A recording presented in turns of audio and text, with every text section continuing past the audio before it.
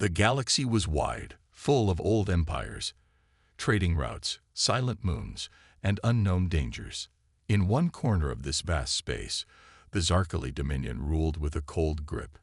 For over 500 years, they had expanded their territory, absorbing smaller civilizations and silencing any resistance with fear. Their ships were known for speed, strength, and their cruel precision. No one challenged the Zarkali, not because they were unbeatable, but because they crushed hope before it could rise. In the Galactic Council, their voice echoed like thunder, and even the oldest species bowed to their demands. So when the humans, a relatively new species from a blue and green planet far on the edge of mapped space, sent an unarmed vessel into a neutral zone that Zarkali claimed as theirs, it was not seen as a mistake. It was called an insult. The humans named the area a peaceful exploration path. But the Zarkali saw it differently. To them, this was a test, and they would not be tested by a species so young, so unproven. Without sending a warning, they broadcast a galaxy-wide message. It was cold, official, and full of confidence. Let it be known, their ambassador said, that the Zarkali Dominion declares war upon the Human Planetary Alliance for unauthorized movement in our sacred sector. Their weakness shall be displayed, and their submission guaranteed. It was over in a minute. No room for talks. No offers of peace. Just the voice of a proud empire throwing down a challenge. At first, most of the galaxy expected the usual outcome. A dozen fleets would move, take control of the human systems, and force their leaders to sign surrender papers. That was the pattern. That was how Zarkali operated. Their method had never failed. Observers began preparing reports in advance, expecting an easy victory for Zarkali. The humans, after all, had no grand empire. Their history of war was limited to their own world. They had built ships, yes, and even explored far systems, but they were peaceful, quiet, and polite during Galactic Council meetings. Their ships were not known for power. Their fleets were small. Their technology was still catching up. At least, that's what everyone believed. But those beliefs were built on incomplete information. Humans had learned one thing early: if you are underestimated, stay that way. Speak less, show less, until the time is right. Inside Earth's main command center, far from the news channels and diplomatic voices, the top leaders sat quietly. There was no shouting, no panic, just a strange silence, broken only by the sound of the declaration repeating on a nearby screen. The officials didn't move fast. They didn't draft a surrender. Instead, they pulled up a file with a name that hadn't been mentioned in years: HX-79, Vanguard. It was a single ship, still docked on a hidden moon near Saturn. Most people on Earth didn't even know it existed. It was not part of any official fleet. It had no history in any battle. But it was humanity's most secret project, built in silence, far from politics, by minds who believed that one ship could change everything. The Vanguard wasn't just powerful. It was different. It didn't carry heavy weapons like the warships of other species. Instead, it used advanced human science, experimental fields, adaptive shields, smart cores, and something even more unusual: intuition-based AI, designed to match the unpredictability of the human mind. Only one person had trained to command it. His name was Commander Elias Reyes, and he had been waiting a long time. Reyes was not a loud man. He didn't like attention. He didn't speak often, and when he did, people listened carefully. His background was full of strange missions, successful outcomes, and reports that never reached the public. He had studied alien psychology, space engineering, quantum systems, and diplomacy. But more than anything, he had studied patience. When he received the activation code, he didn't even raise an eyebrow. He walked into the hidden base, suited up, and entered the Vanguard like he had done 100 times during training. But this time, it was real. This time, one ship was going to face the wrath of an empire. and he didn't hesitate. As the Vanguard left the shadows of Saturn's moon and began its silent journey across space, a new kind of tension filled the air. Some humans felt fear, others hope, but most felt something they couldn't describe. It was the quiet before something important. Something that could change how the galaxy viewed Earth forever. The Zarkali didn't know the Vanguard existed.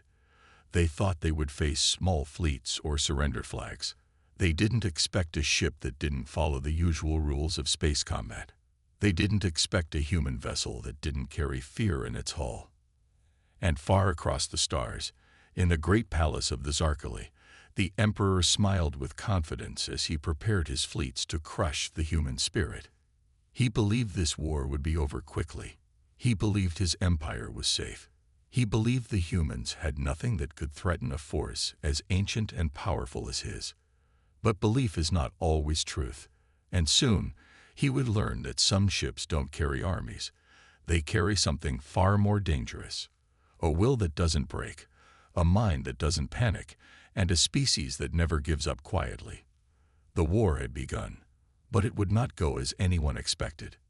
As the Zarkali fleets began moving toward human space with the confidence of a storm approaching calm waters, Earth remained strangely quiet. There were no grand speeches or panic-filled broadcasts. The Human Planetary Alliance did not call for public support or show off military power. Instead, inside a deep command bunker beneath the icy surface of Europa, a small group of senior leaders focused on one thing only: the status of the HX-79 Vanguard. Hidden from public knowledge, built by the most brilliant scientists Earth had ever produced, the Vanguard was not made for open war. It was born out of a simple question: what if humans were forced to face a threat too large for armies, too fast for fleets, and too proud to negotiate? The answer came in the form of a ship that didn't look like a weapon. Its body was smooth, silver-black, shaped not for intimidation, but for speed and silence. Its systems were alive, learning, adapting, thinking faster than any machine had before. At its heart was a core designed to react to thought patterns, stress levels, and human instinct. That core chose one man, Commander Elias Reyes, as its operator, not because he was the most decorated, but because he understood something most others didn't. Survival sometimes comes not from strength, but from the ability to adapt when others cannot. Commander Reyes sat quietly inside the control chamber, surrounded by soft glows of blue light and screens that responded to his thoughts before his fingers moved. The ship was not just following him, it was feeling him. Every breath, every blink, every shift in focus was read and translated into action. As the ship glided out of the hidden dock, it made no noise, no flash. It simply disappeared into the stars. No ceremony, no farewell. Reyes didn't look back, because he knew this was not a mission of return. It was a test of human presence, of what a single mind could do when representing an entire species. While the galaxy expected panic, Reyes carried peace within him. Not the peace of surrender, but the kind that comes from being prepared. His calm wasn't weakness, it was control, and in that control he carried the weight of Earth. The news of the Vanguard's launch didn't reach the public. The Zarkali, confident in their early movements, believed Earth was delaying a response out of fear. They mistook silence for hesitation, and in that mistake, they exposed themselves. Their first fleet, made up of patrol ships and 2 dreadnoughts, crossed into what they called cleansing formation, meant to wipe out defenses and establish dominance. What they didn't know was that the Vanguard had already entered the edge of their territory, undetected. Reyes watched them through a view that wasn't made of glass, but of layered quantum lenses, showing space in ways most beings never saw. Every movement of the Zarkali ships was tracked in silence. He didn't attack. He didn't move. He waited. And then, when the moment felt right, the Vanguard responded, not with weapons, but with a pulse. It was silent, invisible to most sensors, but deadly to outdated systems. Zarkali navigation flickered. Power lines surged. Gravity fields reversed for brief seconds, disorienting entire crews. One dreadnought lost control of its forward thrusters and began to spin slowly, unable to stabilize. Still, the humans did not speak. Rise activated the ship's projection system, creating a harmless but terrifying image on the Zarkali screens, a glowing human figure standing calmly in space, untouched by any weapon, surrounded by light that bent around it. Then came a single line, broadcasted in simple, clear galactic standard. "We have heard your declaration. This is our response." That message spread like fire across communication networks. Within hours, hundreds of systems were replaying it. The Zarkali, once laughing, now paused. Their commanders demanded answers. How had a single human ship disabled a fleet without even firing a weapon? Was it a trick? Was it real? They didn't know. And that confusion was more powerful than any missile. On Earth, the top leaders monitored everything in real time. They didn't cheer. They didn't celebrate. They knew it was only the beginning. Rise, from his command chair, remained focused. The Vanguard was not there to destroy, but to remind the galaxy of something it had forgotten. Humanity was never just another species. It had crossed centuries of struggle, survived its own self-inflicted wounds, and stepped into space not because it was easy, but because the stars called to something deeper. The ship moved again, faster than expected, appearing near a secondary Zarkali station. This time, it didn't disable anything. Instead, it approached calmly, scanned the outer shields, and left behind a data crystal, embedded in the airlock with perfect precision.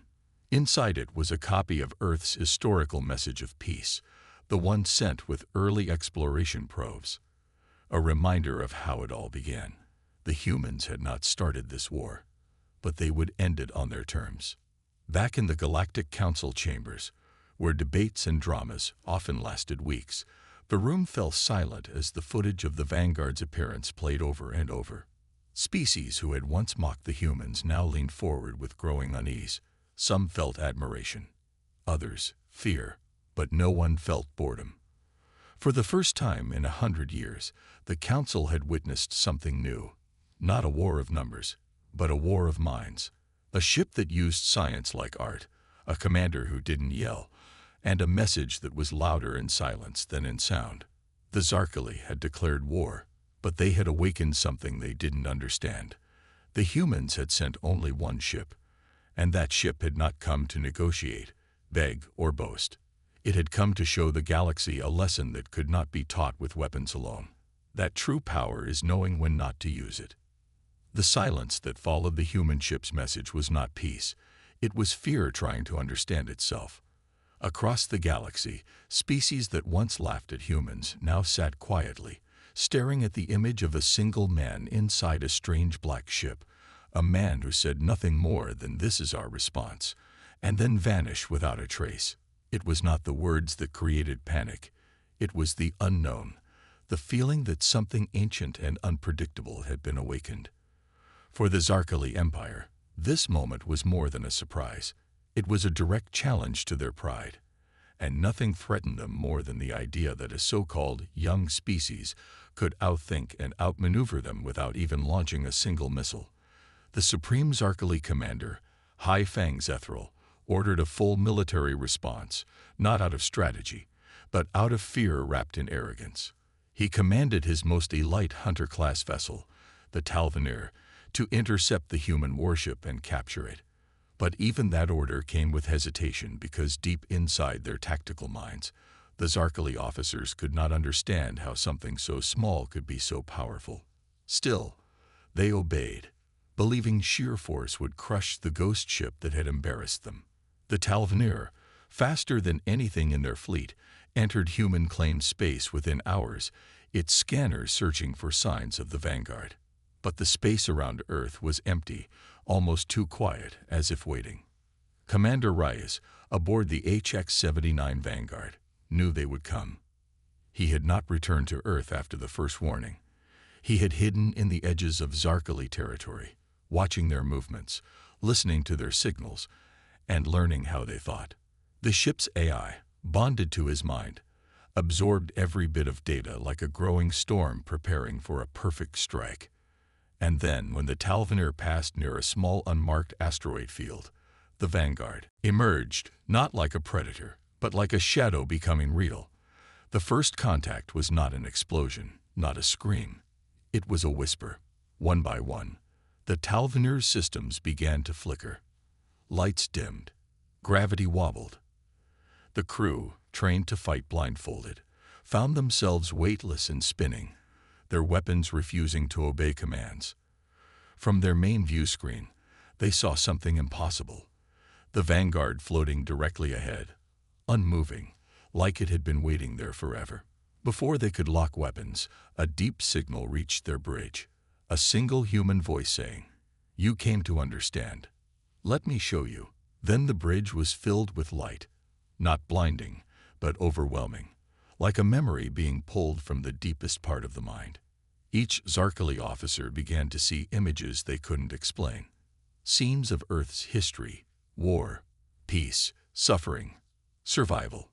They saw humans freezing in space, burning in deserts, falling in war, and still standing.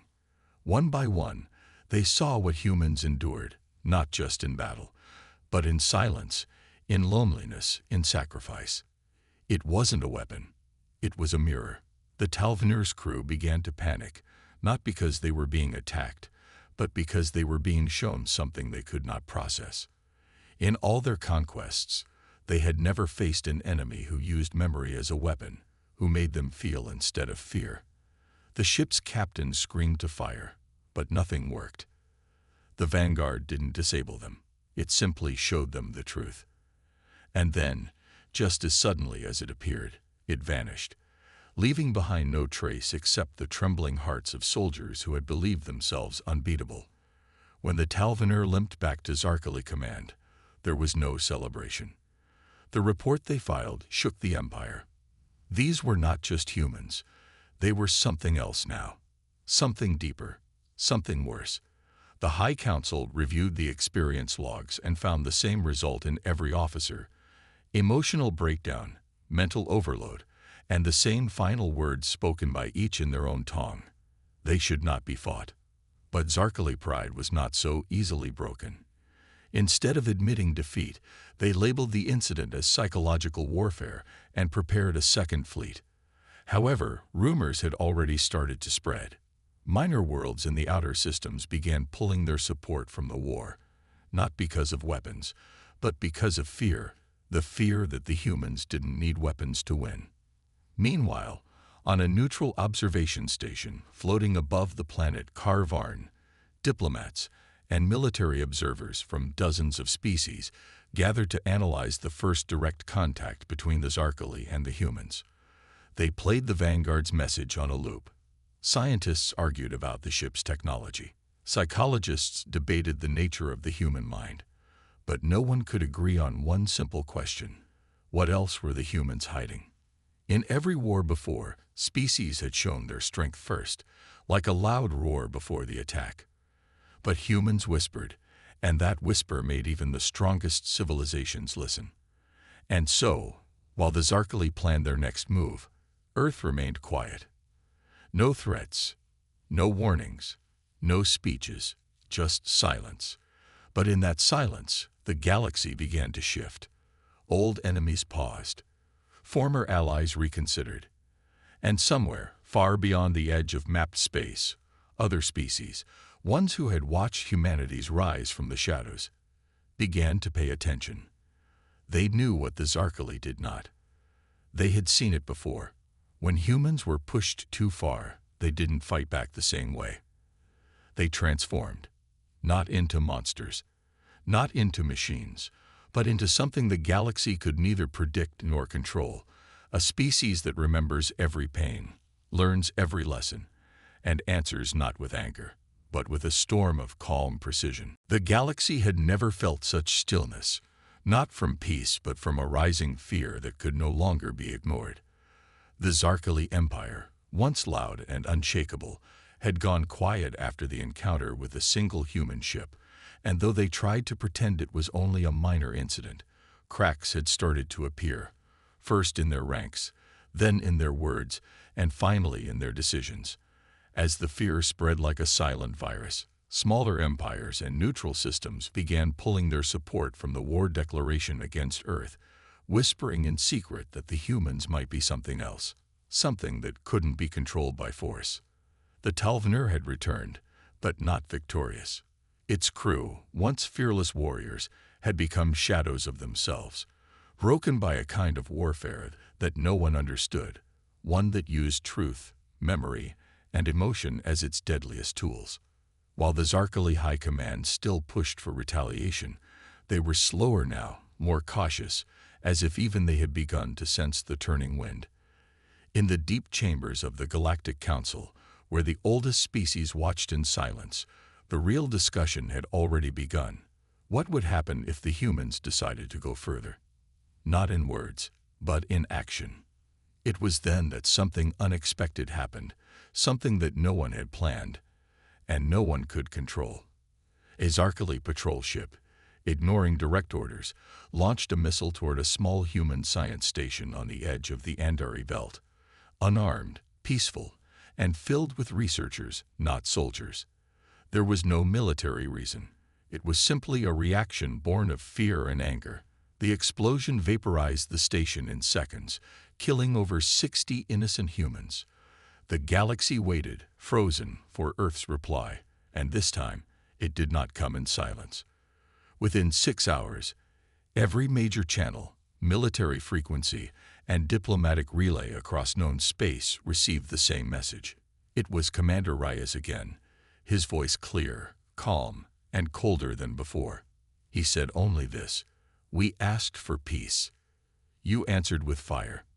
Now you will understand who we really are." And with that, the vanguard reappeared, but it wasn't alone anymore. From behind the shadows of Earth's silence, dozens of similar ships emerged, black like the night, built not for intimidation but for impact, each one carrying a name, a mission, and a purpose that no empire had seen before. The Zarkali Command scrambled to organize a defense, but before they could even activate half their fleets, the first wave began. The humans didn't aim for destruction. They aimed for symbols, command stations, supply chains, data hubs, not cities or civilians. Within 2 days, the backbone of the Zarkali war machine began to crumble. It wasn't the strength of the attack that terrified the Empire, it was the precision. Every strike was clean, fast, and exact, as if the humans knew their entire system from the inside out. Panic turned into chaos, and whispers of surrender filled the lower ranks. But even as the Zarkali struggled, the rest of the galaxy watched with wide, unsure eyes. No one expected humans to act like this, calculated, emotionless, but not cruel. They didn't torture, they didn't broadcast threats. They simply dismantled power. And then came the real shock, the moment that truly marked the turning point. On the third day during a critical operation, the humans took full control of a Zarkali flagship without a single shot. How? Through their code, their signals, and their silence. They had been listening for years, understanding the Zarkali's digital heartbeat, waiting for a moment like this. When the ship's systems fell under human control, its entire crew was locked out. Not harmed, just helpless, forced to watch as their greatest pride became a tool in the hands of those they once called primitive. But what broke the war wasn't the loss of ships or stations. It was what the humans did next. Instead of using the captured flagship to destroy more targets, they used it to deliver aid to Zarkali border colonies suffering from supply shortages. Food, water, medical resources. The very enemy they had tried to crush was now saving their own people. This wasn't weakness. This was a message. We can break you, but we don't want to. You choose what happens next. Across the galaxy, that single action rewrote everything. Even species that had once feared or hated humans began to question what they knew. These were not conquerors. These were survivors who understood pain deeper than anyone else and had learned to turn it into strength without cruelty. And that was what made them truly dangerous. In the halls of the Galactic Council, arguments turned into silence, and silence turned into decisions. Allies of the Zarkali began to withdraw. Neutral systems started reaching out to Earth with offers of dialogue. And somewhere, in the quiet dark of space, other powerful civilizations who had remained hidden began to watch more closely, wondering not if they should fear humanity, but if they should finally speak with them. Back on Earth, no celebrations were held. Commander Rice didn't return home as a hero. Instead, he stayed with the fleet, his eyes always forward, knowing this was not a victory. It was a warning. Humans had shown only a small part of what they could do, and already the galaxy had changed. The real war had not been one of weapons or ships. It had been one of understanding. And in that war, the humans had done the impossible. They had made the most powerful species realize that fear could no longer control the future. That was the true turning point. Not a battle, not an explosion, but the moment the galaxy finally saw humanity not as a weak race that had risen too fast, but as a force born from survival, sharpened by loss, and driven by a will that no empire could predict. Now, the path forward was uncertain. Would the galaxy choose peace, or would more enemies rise from the shadows? No one knew. But one thing was clear: the humans were no longer a question. They were the answer the galaxy never expected. The galaxy had changed forever, and everyone knew it, even if they tried to hide behind old flags and fading pride. After the human fleet dismantled the Zarkali war engine without cruelty, without chaos, and without asking for surrender, the message became clear. This was no longer the same galaxy that had once been ruled by fear and tradition. Now there was something new in the center of it all, something that no one could control, defeat, or fully understand. The humans didn't ask for thrones or territory. They didn't declare themselves rulers or conquerors. They did something far more terrifying to the old powers. They'd rebuilt.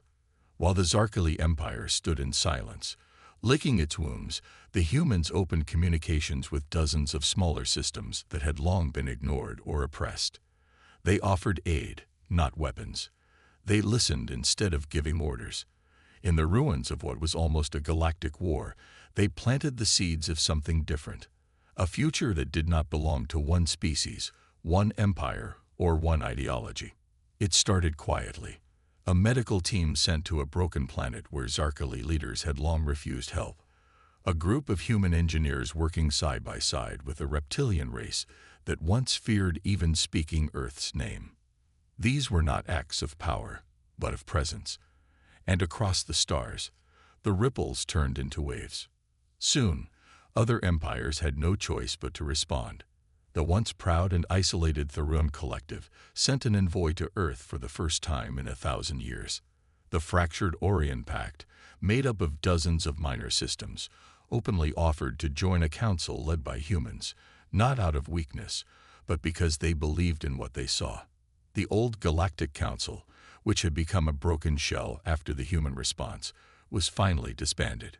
In its place rose the Unity Assembly, a new structure of power, one built on cooperation instead of control, with Earth seated not at the head, but at the center. That was the most shocking part. Humans refused the top position. They didn't want to rule. They only wanted balance, and that made them even more powerful, because every empire had learned by now that humans had no desire to conquer, but they had every ability to destroy if pushed. This balance, this strange, quiet strength, formed the foundation of the new galactic order. Even the Zarkali, their pride shattered and their systems weakened, were invited to join, and after long silence, they did. Not because they had no choice, but because they finally understood what the rest of the galaxy had seen. This was not about revenge or fear anymore. It was about survival in a galaxy where the rules had changed. On Earth, the people didn't see themselves as heroes. Life went on quietly. Farms grew. Cities healed. The media spoke little of the war, and even less of the politics that followed. Commander Rice, the face of humanity's stand, had stepped away from military life and chosen silence, his mission complete. He had not fought for fame or for flags, but for a future where humans would never again be underestimated, hunted, or ignored. Deep in the silence of space, he watched from a distance as the Unity Assembly took shape, knowing that peace was always temporary, but the memory of what humanity had done, that would never fade. Across the stars, stories spread in whispers, of the ship that could blind sensors by existing in the folds of gravity, of the crew that turned a warship into a hospital, of the moment when humanity held the galaxy's fate in its hand and chose mercy instead of fire. Children in distant colonies played games where they pretended to be Earth pilots. Scholars rewrote history books.